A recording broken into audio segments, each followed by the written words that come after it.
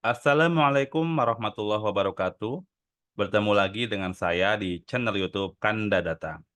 Pada kesempatan ini kita akan membahas mengenai cara membuat variabel dummy sebagai variabel independen atau variabel bebas pada analisis regresi. Bagaimana caranya? Apa itu variabel dummy? Dan bagaimana cara membuat variabel dummy pada analisis regresi? Jangan kemana-mana, simak video ini hingga akhir. Namun sebelumnya, agar sobat tidak tertinggal dengan adanya update video terbaru dari Kanudata, silakan saat ini klik subscribe dan juga share pada teman yang lain. Untuk poin bahasan kita pada kesempatan ini, yang pertama kita harus tahu bahwa sebelum kita mengetahui apa itu variabel dummy, kita harus memahami bahwa regresi linear berganda itu merupakan analisis yang ditujukan untuk mengetahui pengaruh variabel independen ini terdiri dari dua atau lebih terhadap satu variabel dependen. Jadi variabel X-nya boleh lebih dari dua, entah 2, 3, 4, 5, dan seterusnya. Adapun untuk variabel dependennya satu. Jadi kita menggunakan regresi linear berganda. Selanjutnya, yang perlu teman-teman pahami bahwa dalam regresi linear berganda, yang paling sering digunakan adalah metode kuadrat terkecil atau ordinary least square. Ya, jadi teman-teman memahami jadi bahwa ketika kita menggunakan regresi linear berganda, di mana variabel bebasnya lebih dari dua, variabel y-nya satu atau variabel dependennya, di situ umumnya menggunakan regresi metode kuadrat terkecil, di mana ada sejumlah asumsi yang harus dipenuhi. Nah, mengapa kita perlu memahami asumsi-asumsi tersebut? Karena asumsi tersebut merupakan prasyarat agar diperoleh hasil estimasi yang tidak bias dan konsisten. Kita mungkin sering mendengar dalam analisis regresi itu diperoleh base linear unbiased estimator. Jadi hasil estimasi yang tidak bias dan konsisten. Tentunya kita perlu memahami bahwa data itu terbagi menjadi dua ya, tepatnya tiga ya, yaitu data cross-section, data time series, dan gabungan di antara keduanya, yang disebut dengan data panel. Nah, tentunya baik menggunakan keduanya, baik cross-section maupun time series atau kombinasinya, yaitu data panel, di situ ada sejumlah asumsi yang harus dipahami oleh peneliti. Asumsinya apa saja? Ya, jadi sebelum kita bahas ke variabel dummy, asumsinya yang pertama adalah uji normalitas. Jadi residualnya adalah terdistribusi normal. Kemudian yang kedua, variansnya adalah konstan atau homoskedastisitas. Ya, jadi kita sering mengujinya dengan menyebut nama heteroskedastisitas. Ya, kalau heteroskedastisitas itu adalah variansnya tidak konstan. Jadi yang kita harapkan adalah homoskedastisitas. Yang ketiga adalah tidak ada korelasi yang kuat antar variabel bebas atau non-multikolinearitas. Kemudian antara plot membentuk garis linear atau linearitas. Kalau pada data time series, kita akan melakukan uji autokorelasi, di mana antar pengamatan pada tahun ke-T dengan tahun sebelumnya atau tahun berikutnya itu tidak ada korelasi. Oke, itu asumsi yang harus dipenuhi. Nah, setelah itu, kita mengenal variabel dummy.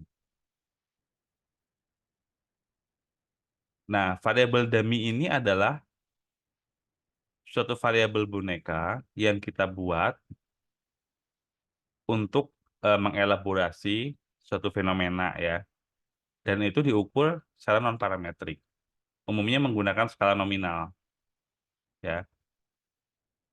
Jadi teman-teman perlu memahami bahwa pada poin yang ini ya, asumsi regresi linear berganda itu umumnya akan memenuhi kalau variabel-variabel kita adalah parametrik atau minimal skala interval dan skala rasio. Nah, bagaimana kita bisa melibatkan variabel non-parametrik yang berskala nominal? Teman-teman silakan tonton video Kandadata sebelumnya yang membahas mengenai perbedaan skala nominal, skala ordinal, skala interval, dan skala rasio. Jadi untuk variabel dummy atau disebut dengan variabel boneka ini menggunakan dua pilihan, ya, iya atau tidak, desa atau kota, sebelum kebijakan, setelah kebijakan, petani pengadopsi, petani yang tidak mengadopsi, dan seterusnya. Itu yang paling sering digunakan untuk variabel dummy.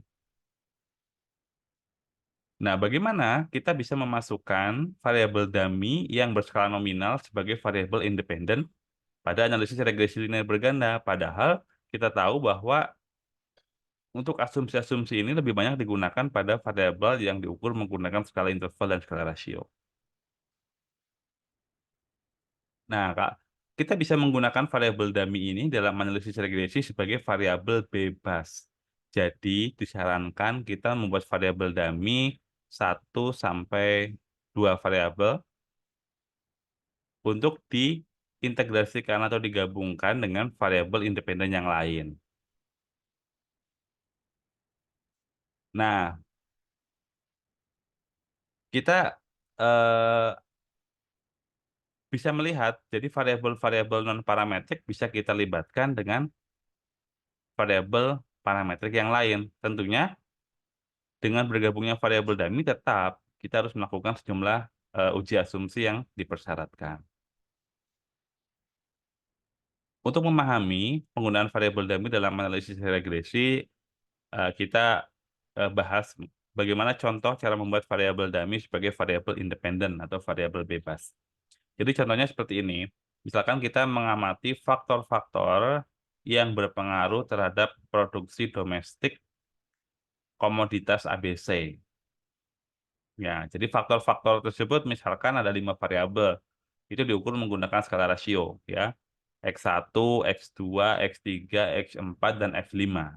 Jadi ada 5 variabel bebas. Kita akan duga pengaruhnya terhadap produksi domestik komoditas ABC, itu sebagai variabel Y. Nah, bagaimana kita memasukkan variabel dummy? Nah, contohnya peneliti tersebut selain mengamati 5 variabel bebas terhadap variabel terikat, yaitu produksi domestik tadi, peneliti tersebut itu ingin mengetahui apakah dengan adanya kenaikan tarif impor akan meningkatkan produksi domestik. Nah, oleh karena itu, yaitu kebijakan tarif impor. Nah, karena kebijakan tarif impor, kan ini variabelnya non-parametrik ya, jadi skalanya nominal. Nah, oleh karena itu, peneliti tersebut dapat menambahkan sebagai variabel dummy. Misalkan jadi persamaannya Y sama dengan B0 plus B1X1 plus B2X2 plus B3X3 plus B4X4 plus B5X5 ditambah B6D. D itu adalah variabel dummy plus galat atau disturbance error. Jadi menampung variabel-variabel lain yang tidak masuk dalam persamaan. Jadi jelas ya, sobat semuanya. Kemudian, kita telah menambahkan satu variabel dummy bersama 5 variabel independen yang lain. Jadi untuk teknik scoringnya kan kalau dalam variabel dummy itu kita memberikan skor hanya 1 dan 0. Ya, pada prinsipnya kita memberikan skor pada variabel dummy itu skornya adalah 1 dan 0. Untuk memudahkan interpretasi, kita berikan skor 1 untuk yang sesuai dengan hipotesis penelitian kita. Contohnya tadi kita ingin menduga, peneliti tersebut menduga bahwa kenaikan tarif impor itu akan eh, meningkatkan produksi domestik komoditas ABC. Nah, makanya kita terapkan, misalkan kita menggunakan data time series tadi ya, variabelnya itu, penelitiannya. Jadi, periode waktu setelah terjadi kenaikan tarif impor, kita beri skor 1. Kemudian, periode waktu sebelum adanya kenaikan tarif impor kita beri skor 0. Nah, dengan hal tersebut kita akan mudah untuk menginterpretasikan apakah kebijakan peningkatan tarif impor tersebut akan benar meningkatkan produksi domestik komoditas ABC. Jadi kesimpulannya adalah dalam video ini bahwa variabel dummy yang berskala nominal, yaitu dummy biner ini bisa kita gunakan sebagai variabel independen di regresi linear berganda ya. Namun disarankan dominasi dari variabel independen ini yang berskala interval dan rasio. Jadi variabel dummy-nya kita cukup masukkan satu atau dua variabel saja. Baik, demikian video yang dapat Kanda Data sampaikan pada kesempatan ini. Semoga bermanfaat dan menambah nilai pengetahuan untuk kita semuanya. Terima kasih atas perhatiannya. Sampai jumpa di video edukasi berikutnya. Salam sehat selalu. Assalamualaikum warahmatullahi wabarakatuh.